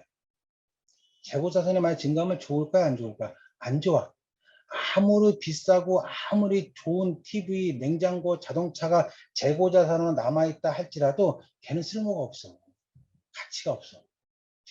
아무리 좋은 무슨 뭐 예를 들어서 TV, 1000만 원짜리 TV가 뭐냐면 재고자산으로 창고 안에 있으면 의미가 없어. 그렇죠? 뭐가 돼야 돼? 내가 너에게로 가서 네 이름을 불러줘야 너는 내게로 와서 뭐가 돼? 꽃이 될 거 아니야. 그렇지? 누가? 고객이, 구매자가. 그렇죠? 뭐 하냐면 내가 너에게로 가서 나 이거 살게요 라고 하면 너는 나에게로 와서 그냥 창고에 있던 아무 기능도 할 수 없는 1000만 원짜리 TV가 예를 들어서 나에게 와서 이쁜 꽃이 된다. 나에게 와서 이쁜 꽃이 되기 위해서는 반드시 이쁜 꽃이 나에게 오기 위해서는 반드시 거쳐야 되는 곳이 어디야? 반드시 어디? 매출원가를 거쳐야만 매출원가를 거쳐야지만 나에게 올 수 있다. 이 매출원가가 이 기업에서 많은 활동을 통해서 최선을 다해서 좋은 제품을 만들어진 다음에 고객의 손으로 넘어가기 바로 직전에 거쳐야 되는 곳이 반드시 밟아야 되는 곳이 매출원가를 통해서 나가게 된다. 이게 뭐야? 원가 흐름이잖아요. 그렇죠? 뭐 여러분들 잘 아시겠지만, 그렇죠? 여기 원가의 흐름을 여러분들이 쭉 보시면 또 반대로도 흐름을 여러분들도 한번 생각해보고 또 순반영으로 한번 생각해 보시면, 그렇죠? 아, 원가의 흐름은 그렇구나. 그 중에 가장 중요한 건 이 제공품과 관련된 거구나. 그렇죠? 가장 길고 복잡하고 대부분의 문제가 중요하다라는 거 보시면 되고, 그 다음에 이제 세 번째는 우리 세무회계에 대한 거 좀 간단하게 봅시다. 우리 세 번째 세무회계의 특성을 보면, 그렇죠? 뭐 세무회계, 뭐 여러분들도 학교에서 세무회계를 배울 텐데, 이 세무회계는 크게 국세와 지방세로 구분돼요. 그렇죠? 국세와 지방세로 구분되고, 국세와 지방세를 합쳐서 우리는 뭐라 그러냐면 조세라고 부른다고. 그렇죠? 국세와 지방세를 합쳐서 우린 조세라고 부르는데 여러분들이 국세와 지방세를 간단하게 요즘 살펴보면 국세는 국가가 부과하는 조세고 지방세는 지방자치단체가 부과하는 조세고 그렇죠? 그러니까 과세권자는 누가 되는 거냐면 국세는 국가가 되고 지방세는 지방자치단체가 돼. 그렇죠? 지방자치단체. 제천은 지방이에요? 제천은 지방이에요? 서울은? 아니야? 제천은 지방이고 서울은 아니고 나도 서울에 하고 제천하고 뭐 예를 들어서 뭐 대전하고 뭐 어디 춘천하고 뭐 부산하고 어디하고 어쨌든 제천은 지방이고 서울은 특별시야? 서울도 뭐예요? 지방이에요, 지방. 국가에서 바라볼 때. 그러니까 뭐라 그래? 서울지방경찰청, 서울지방국세청, 그렇죠? 서울도 지방이에요. 나라가 또 과세권자가 돼가지고 나라를 중심으로 뭐 하느냐? 서울도 지방이야. 서울에는 25개의 구로 이루어져 있는데, 그렇죠? 각 구도 다 하나예요. 그렇죠? 그래서 어쨌든 뭐 도세도 있고 구, 시, 군, 구세가 있는데 어쨌든 국가 입장에서 걷어들이는 과세권자가 국가는 국세, 그 다음에 지방자치단체가 지자체가 걷어들이는 건 지방세. 그래서 우리가 이 조세는 크게 국세는 12개로 지방세는 11개로 이루어져 있어요. 11개로. 그래서 여러분들이 법인세, 소득세, 부가세는 당연히 그렇죠? 법인세 별도로 여러분들 한 과목 배우고 물론 법인세 뭐 원투 이렇게 여러분 나눠서 배우고 실습도 배우고 배우겠지만 법인세라는 별도의 과목, 소득세라고 하는 별도의 과목, 부가세라고 하는 별도의 과목을 따로 배운다. 이걸 각각 배우는 이유가 뭐냐면 국세는 1세목 1세법이에요. 한 세목별로 각각의 세법들이 있어. 1세목 1세법이기 때문에 하나하나 나누어서 살펴보게 되고 또 우리나라의 3대 세금이라고 하는 가장 중요한 세금이 법인세, 소득세, 부가세가 있잖아요. 당연히 중요한 세금 3개는 별도로 배우지. 그 다음에 뭐가 있어요? 지방세법이라고 해가지고 뭐 여러분들도 배우시겠지만 지방세법이라고 해가지고 11가지의 세목을 다 배운다. 취득세, 등록면허세, 재산세, 지방소비세 등등의 11가지 세목. 그래서 보통 이 지방세를 배우면 11가지 세목 지방세법으로 다 배우고 또 이 중에서 우리가 농어촌 특별세하고 지역자원시설세하고 지방교육세 3개는 목적세이기 때문에 농어촌 특별세도 배우게 되고 저희 학교 같은 경우는 여기 지방세법 11가지에다가 상속증여세, 종합부동산세까지 같이 집어넣어서 수업을 하기 때문에 지방세 11개 다 배우고 법인세, 소득세, 부가세, 상속증여세, 농어촌 특별세, 종합부동산세 다 배워요. 이제 몇 가지 뭐 개별 소비세나 주세, 수레 붙는 주세, 관세 몇 가지를 제외하면 여러분들이 전체 총 23개의 조세 여러분들이 1학년부터 4학년까지 우리 회계세무회계학과에서 우리가 학습하시면서 뭐 거의 몇 개를 제외한 거의 23개 조세는 다 여러분들이 배우셔서 나갈 거란 말이에요. 그렇죠? 이게 중심이 되는 게 이 세무회계가 이 23개 조세가 뭐의 중심이 되는 거예요? 세무회계의 중심이 된단 말이에요. 중심. 그런데 이 23개의 조세 중에서 여러분들이 조금 어렵게 느껴지는 것, 어렵게 느끼는 게 무슨 세예요? 주세? 주세가 어렵게 느껴져? 담배 소비세? 술에 붙는 거는 나라가 걷어들이고 담배에 붙는 거는 지방세가 걷어들이는 건데 어? 수업할 때는 이 담배 여러분들 담배 하루에 예를 들어 담배를 하루에 한 갑씩 피시는 분들이 있는지 모르겠는데 담배를 하루에 한 갑씩 피시는 분들은 담배가 4,500원짜리 담배에 들어가는 세금이 한 75%예요. 75%. 75%고 담배가 20개가 들어가 있는데 한 개 피에 원가를 계산해보면 20원 대 20원.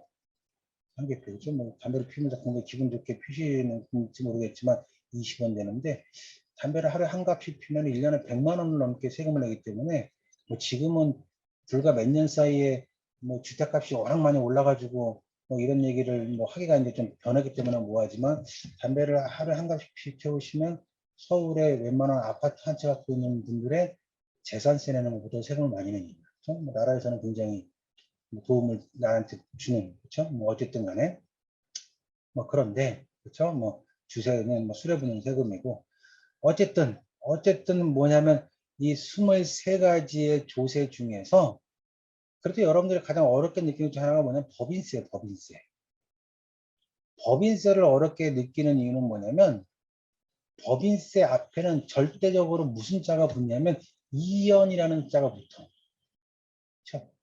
그냥 단기에 딱 계산해서 단기에 끝나면 참 좋을 텐데, 단계 계산해서 단계 딱 끝나면 좋을 텐데 앞에 무슨 자가 붙냐면 이연이라는 자가 붙어가지고 계속 넘어오고 넘기고 넘어오고 넘기고 이러니까 여러분들이 뭐 하는 거냐면 좀 법인세를 계산하는데 뭐 어렵게 생각을 해. 그렇지만 뭐 여러분들 학교에서 잘 배우실 테고. 자, 그래서 어쨌든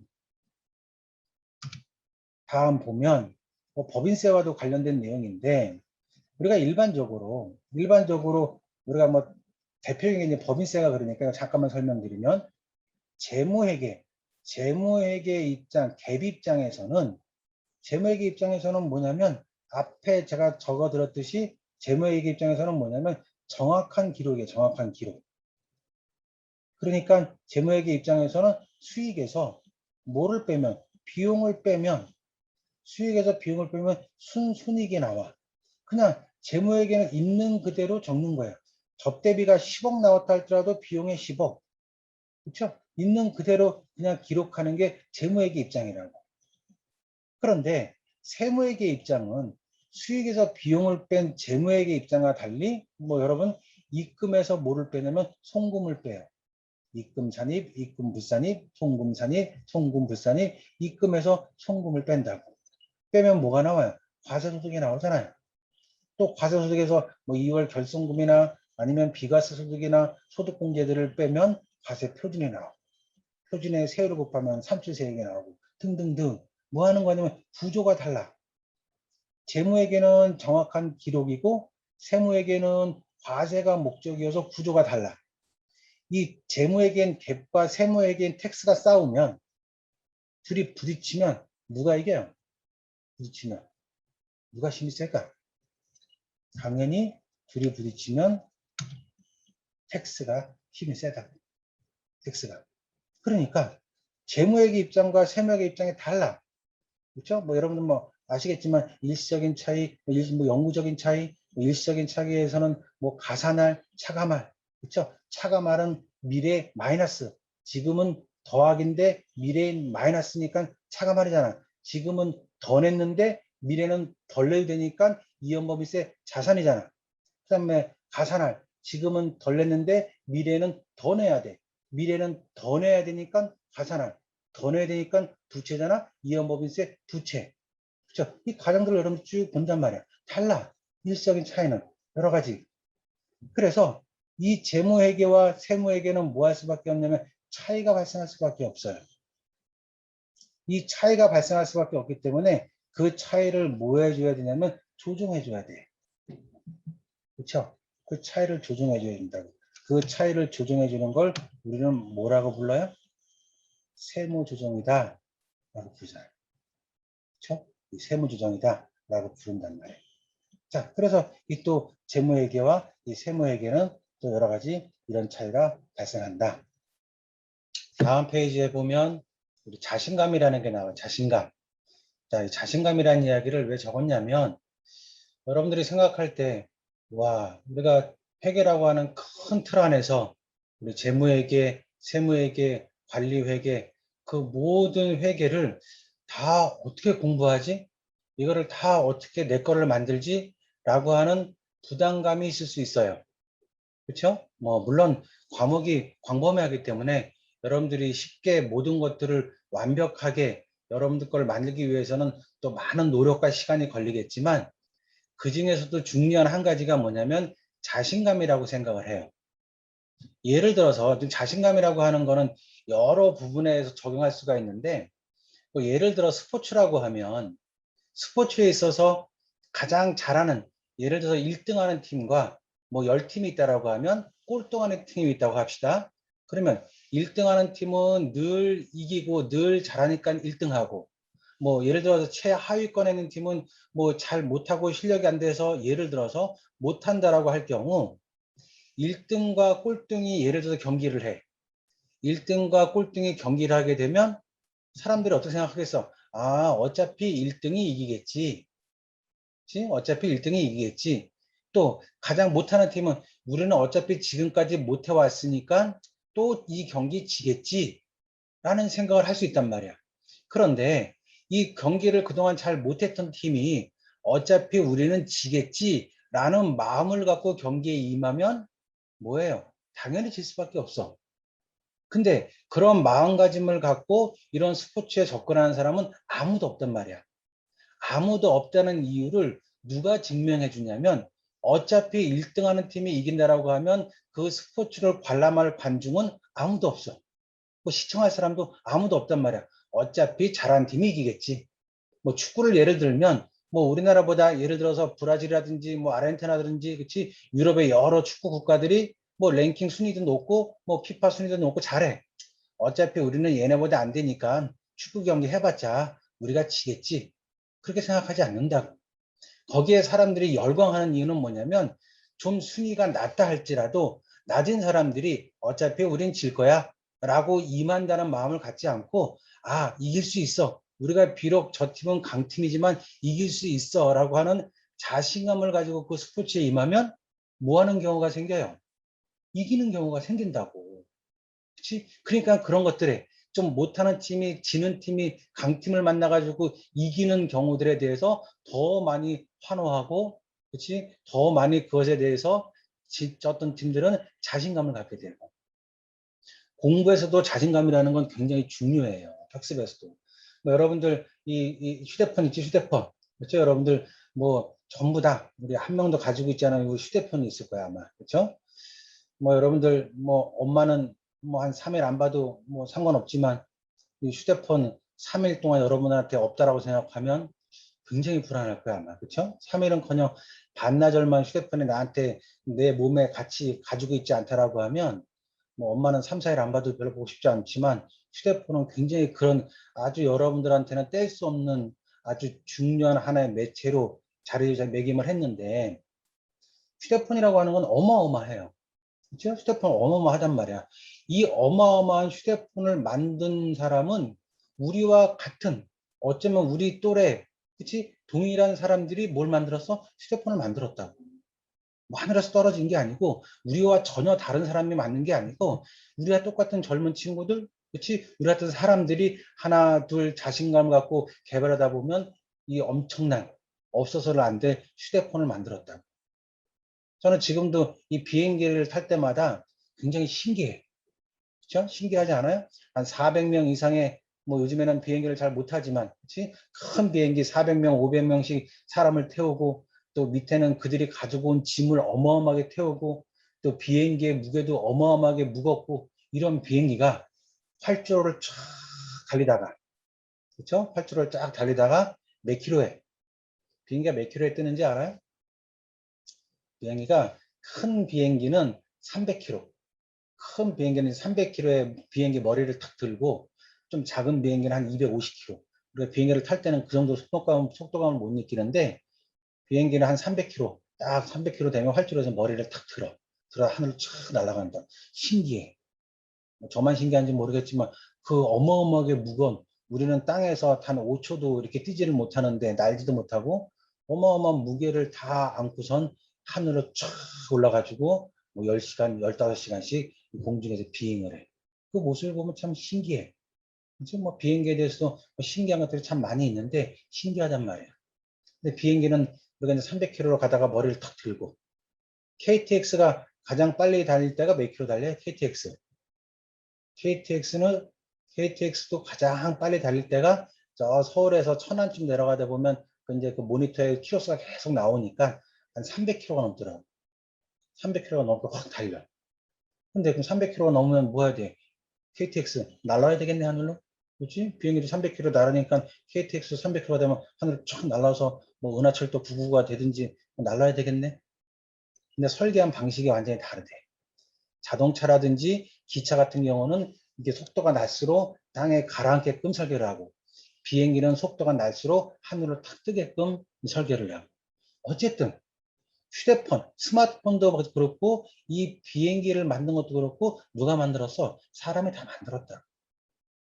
그러니까 여러분들이 혹시 이 회계와 관련돼서 어떤 뭐 세법과 관련된 아니면 뭐 재무회계든 관리회계든 원가회계든 무슨 회계와 관련돼 가지고 문제를 풀다가 잘 안 풀려. 좀 어려워. 그러면 포기하고 싶어. 그럴 때마다 여러분들은 뭐를 바라보냐면 여러분 옆에 항상 가지고 있는 이 휴대폰을 바라보고 무슨 생각을 갖냐면 에이 이거 만든 뭐 이렇게 저는 죄송해요. 이거 만든 놈도 있는데 내가 이까짓 거 문제 하나 못 풀겠어? 그치? 이렇게 어마어마한 비행기를 만들고 어마어마한 이런 세상을 만들어 가는 것도 다 사람인데 내가 이까짓 거뭐 법인세 문제 하나 못 풀겠어? 뭐 중급 재무회계 무슨 뭐 문제 하나 못 풀겠어? 자신감을 가지면 난 못할 것 같아. 어려워서 안 될 것 같아. 그러면 안 돼. 진짜 안 돼요. 진짜 나하고 걔네들은 달라. 그치? 다르긴 뭐가 달라. 똑같지. 그치? 자신감을 갖고 이걸 만든 사람도 있는데 나도 이 문제 하나 풀어보자. 할 수 있다. 자신감을 가지고 여러분들이 문제에 접하고 여러 가지 과목에 접하면 충분히 뭐 할 수 있냐면 여러분들이 해결할 수 있고 또 여러분들이 충분히 하나 해결해 가면 여러분들이 꿈꾸고 있는 세상이 점점점 나한테 다가오고 있다라는 것을 충분히 여러분들이 느낄 수 있다라는 걸 제 경험상으로도 또 여러분들 또 주변에 있는 또 여러분 학교 학과의 교수님들을 뭐 바라보면 충분히 자신감이라고 하는 건 인생에 있어서 굉장히 중요하다라는 것들을 꼭 기억해 주시기를 좀 바랍니다. 자, 그 다음에 그 다음을 보면 아이고 잠깐만 밑으로 내려 미안 마지막까지 양해해 주십시오. 제가 밑으로 내린다는 건 위로 내렸네. 자, 자신감. 자, 그 다음에 이제 네 번째는 이제 뭐에 대한 거냐면 재무 및 세무회계 전망. 뭐 이렇게 학과에서도 이렇게 뭐 주제를 주어졌지만 지금 여기 나와 있는 이 내용은 여러분들 세명대학교 회계세무회계학과 홈페이지에 나와 있는 내용을 그대로 여기다 담았어요.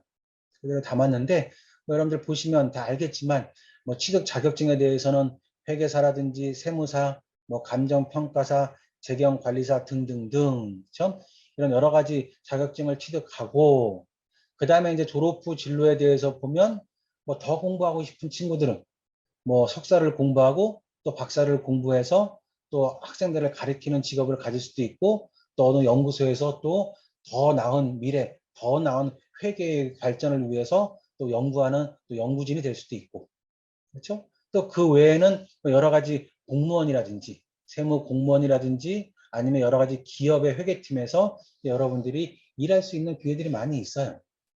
그런데 정말 고마운 거는 예를 들어서 내가 미술을 전공했다.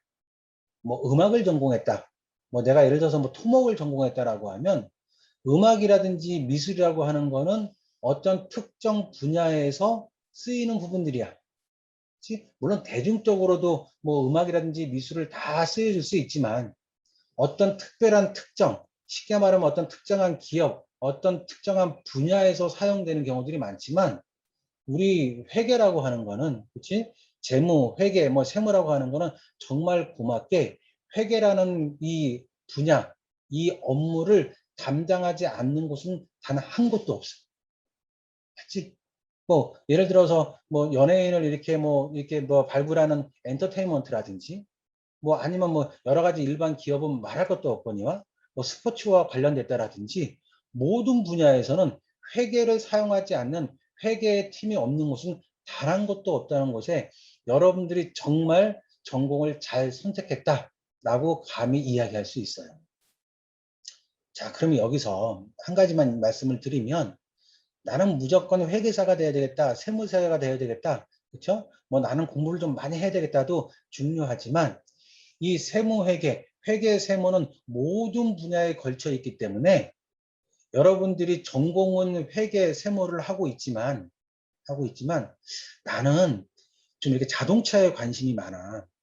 그러면 자동차 업계도 당연히 뭐 하냐면 세무회계와 관련된 사람을 채용하고 그곳에 가서 일할 수 있는 기회가 많다라고 하면 나는 전혀 관심이 없는, 예를 들어서 나는 전혀 화장품에는 관심이 없는데 패션에는 관심이 없는데 내가 패션과 관련된 기업에서 일을 하는 것보다는 내가 관심이 있는 자동차 업계에 가서 일을 하게 되면 훨씬 재미있고 흥미롭고 더 빨리 승진할 수 있고 더 폭넓은 곳에서 재무팀이든 아니면 예산팀이든 기획팀이든 감사팀이든 더 폭넓은 곳에 가서 여러분들이 역량을 발휘할 수 있는 게가 많다고. 그러니까 내가 어떤 분야에 관심이 있느냐, 나는 뭐 화장품을 좋아해, 패션을 좋아해, 아니면 나는 뭐 엔터테인먼트 쪽을 좀 관심이 있어, 스포츠에 관심이 있어, 뭐 모든 거, 그렇죠? 여러분들이 생각해봐서 모든 거, 뭐 외식업이든 모든 것들은 다 회계가 걸려 있으니까 내가 관심 있게 보고 있고 내가 관심 있는 기업들을 여러분들이 하나하나 차근차근 준비해서 내가 가고 싶은 곳을 가는 게 여러분들한테서는 가장 큰 메리트가 된다라고 생각을 해요. 그렇죠? 나보고 오라는 기업보다는 오라는 기업보다는 뭐 예를 들자면 정말 예를 드는 거예요. 그냥 뭐 어디 그냥 이렇게 뭐 이게 뭐 폐지라든지 폐차라든지 뭐 이런 거 하는 곳에서 나보고 사람을 채용하는데 오래. 나는 일하기 싫지만 어쩔 수 없이 가야 돼. 어쩔 수 없이 가.